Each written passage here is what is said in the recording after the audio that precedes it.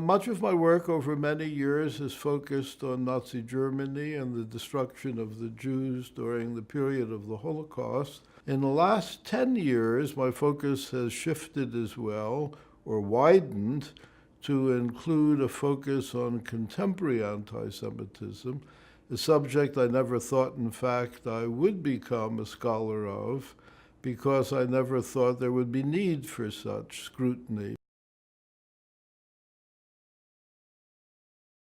Anti-Semitism is a social pathology that dates back over many, many centuries. At its worst, it can be enormously destructive, as we know from attention to the Nazi period and the genocide of the Jews under Hitler and his allies during that time. In the aftermath of the Holocaust, it was generally assumed that once knowledge of that horror would be widely known, we would not be facing questions of anti-Semitism once again being a problem. But in fact, it is today a growing problem.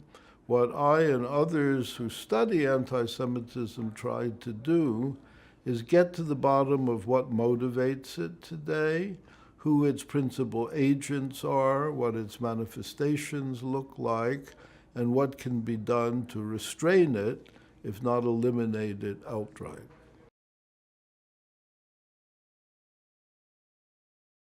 Anti-Semitism today is now so widespread, shows up in so many different ways, both verbally and physically, that it's not always easy to put one's finger on one or two motivating causes. It becomes part of the climate of the time, unfortunately. Laws do exist in certain states, my own unfortunately not yet, curbing hatred of this kind. We need greater monitoring of hate crimes, including hate crimes directed against Jews. Jews are only a small percentage of the American population, but a very large percentage of people targeted by hate crimes. So getting some good laws on the books, getting a better monitoring process underway similarly can be helpful.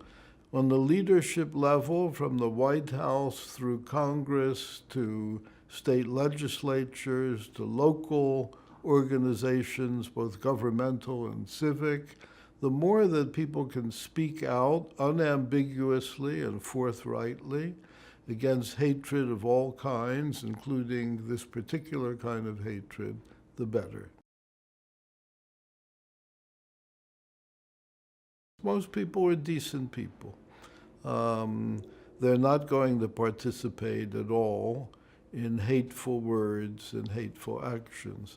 At the same time, people are taken up with their own issues and can become indifferent to the kinds of misfortunes visited upon other people. And one of the things that all of us can do and really must do is make sure we don't become indifferent.